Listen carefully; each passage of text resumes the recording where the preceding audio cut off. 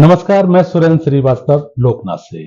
आज हमारे बीच मौजूद हैं जीआरएमसी के संयुक्त संचालक एवं अधीक्षक डॉक्टर आरकेएस धाकड़ सर। आज जानते हैं उनसे जेआरएम हॉस्पिटल में क्या क्या सुविधाएं इनके द्वारा दी जा रही हैं और सर का डॉक्टर बनने का जो सफर है वो कब से शुरू हुआ या कब इस लाइन में आए, उनके बारे में थोड़ा सा। नमस्कार डॉक्टर साहब। नमस्कार। देखिए, जय आरोग्य चिकित्सालय समूहों की बात करें तो आज इस अंचल का टर्सरी केयर सेंटर है और जिसमें हम हर प्रकार की सुविधा इस अंचल के मरीजों को और इससे जुड़े हुए अन्य राज्य जैसे कि उत्तर प्रदेश और राजस्थान, वहाँ के मरीजों को भी हम सारी सुविधाएं दे रहे हैं। मेरे डॉक्टर बनने का जो सफर है उसके बारे में आपने पूछा, तो मैं बताना चाहूँगा कि मेरी शिक्षा जिस तरह से ग्रामीण परिवेश से हुई तो मुझे स्वयं ही पता नहीं था मुझे बनना क्या है। पर 11th क्लास के बाद जब मैं ग्वालियर आया तब मैंने यहाँ देखा कि चिकित्सा छात्र होते हैं उनमें मेरे एक परिचित थे, तो मैंने उनको देखा, डॉक्टर घनश्याम धाकड़।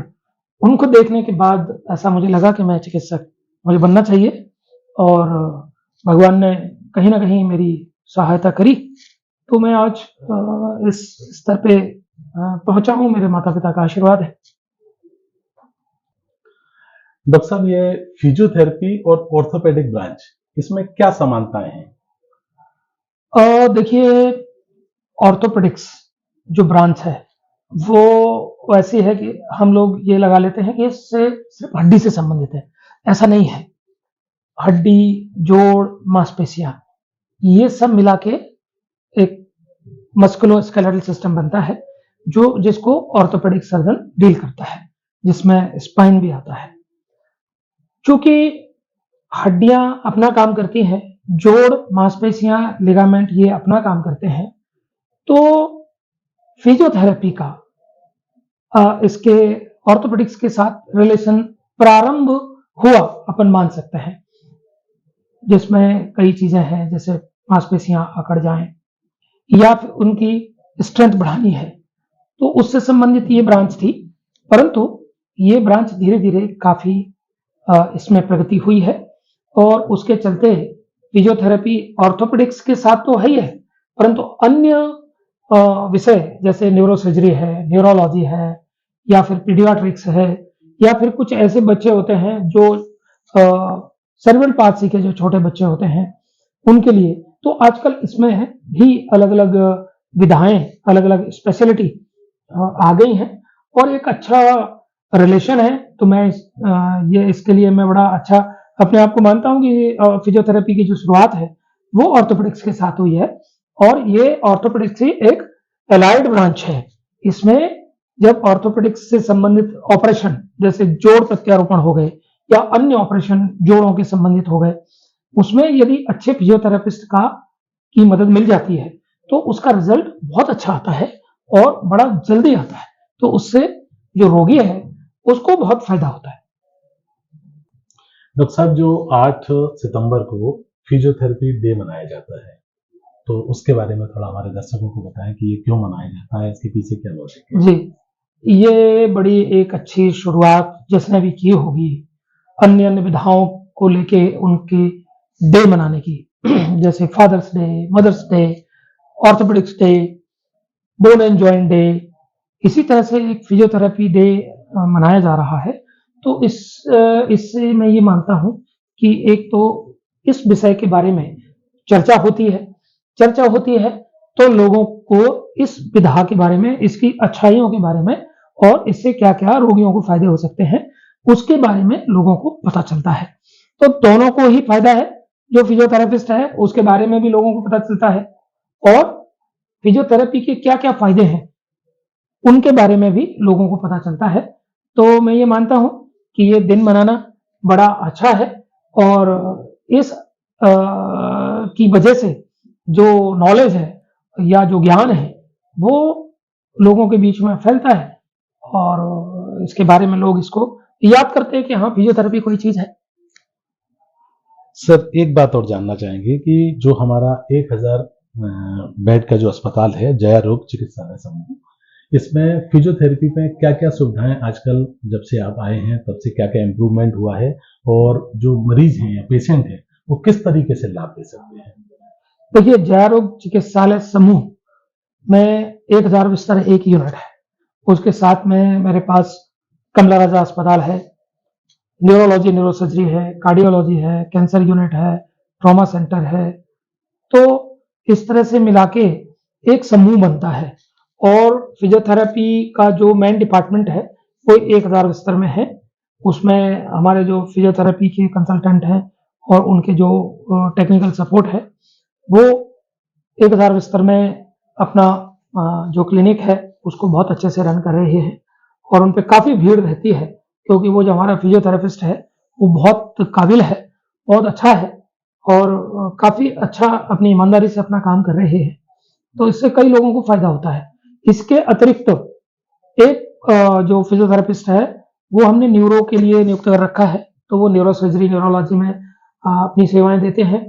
एक फिजियोथेरेपिस्ट जो महिला है, जो दिव्यांग बच्चे होते हैं, जिनमें चाहे वो सीपी के बच्चे हों या और किसी वजह से, तो जो आरईआईसी सेंटर हमारा है वहां पर भी हमने एक फिजियोथेरेपिस्ट पदस्थ कर रखी है, वो फीमेल है।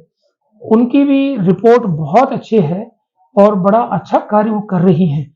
उससे कई बच्चे लाभान्वित हो रहे हैं। आगे भविष्य की जो योजना है उसमें यह है कि फिजियोथेरेपी डिपार्टमेंट पूरा हम लोग बनाने जा रहे हैं, जिसमें एक डिपार्टमेंट होगा जिसमें फिजियोथेरेपी के कोर्सेज होंगे, वहां छात्र आएंगे, कंसल्टेंट होंगे, और वो इन विधाओं से आगे निकल के, जैसे कि मेडिसिन है, गायनी है, न्यूरोलॉजी है, इन विभागों में भी जो जिन लोगों को फिजियोथेरेपी की आवश्यकता है उनको ये लोग फिजियोथेरेपी की सेवाएं उपलब्ध कराएंगे। इसमें एक और चीज मैं आपको कहना चाहूंगा, आपने देखा होगा कोरोना काल बहुत ही भयावह एक समय था, जिसमें कई मरीजों के फेफड़ों से संबंधित बहुत बीमारियां हुई। उन रोगियों को चेस्ट फिजियोथेरेपी की अत्यधिक आवश्यकता होती है, और रही उस समय इन लोगों की सेवाएं बहुत आवश्यक थी।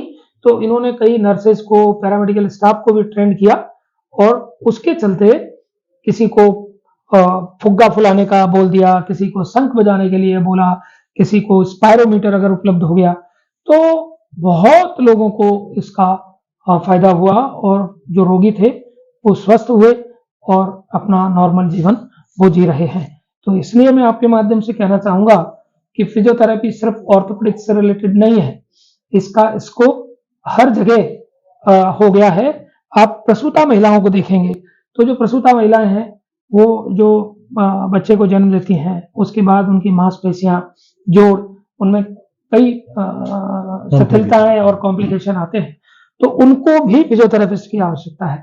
तो यदि उनको भी इसकी सेवा मिलेगी तो मैं कह सकता हूं कि रिकवरी बहुत जल्दी होती है।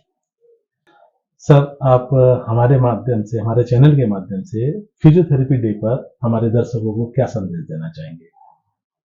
देखिए, जैसे मैंने कहा कि ये एक विधा है चिकित्सा की, जिसमें किसी भी जो रोगी है उसको चोट लगने की वजह से, ऑपरेशन के बाद, या किसी बीमारी की वजह से उसकी मांसपेशियों में शिथिलता आ गई, जोड़ों में जकड़ता आ गई, तो उसमें उसके लिए उचित सलाह लें फिजियोथेरेपिस्ट से।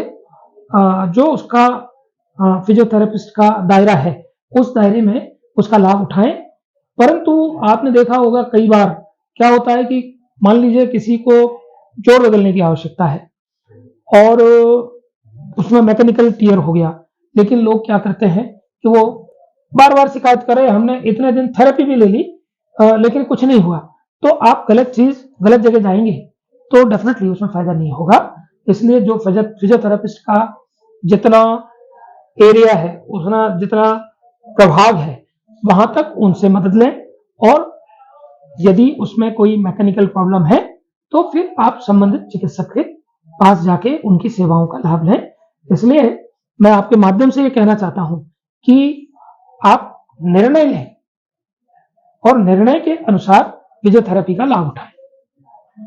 तो ये थे हमारे बीच बहुत ही सरल और सहज अधीक्षक महोदय RKS धाकड़ सर, डॉक्टर हैं और ये JH में हड्डी रोग विशेषज्ञ भी हैं और बहुत ही उन्होंने अच्छे तरीके से हमारे दर्शकों को फिजियोथेरेपी डे के बारे में बताया और फिजियोथेरेपी किन किन विधाओं में और आगे बढ़ रही है, कैसे और उसका स्कोप बढ़ रहा है, इसके बारे में इन्होंने बहुत ही सरल तरीके से बताया। इनका हम बहुत धन्यवाद व्यक्त करते हैं। नमस्कार। नमस्कार। ऐसे ही वीडियोस को देखने के लिए आप हमारे YouTube चैनल को सब्सक्राइब करें। साथ ही हमारे अन्य सोशल मीडिया हैंडल्स जैसे कि Instagram और Facebook को भी आप फॉलो कर सकते हैं।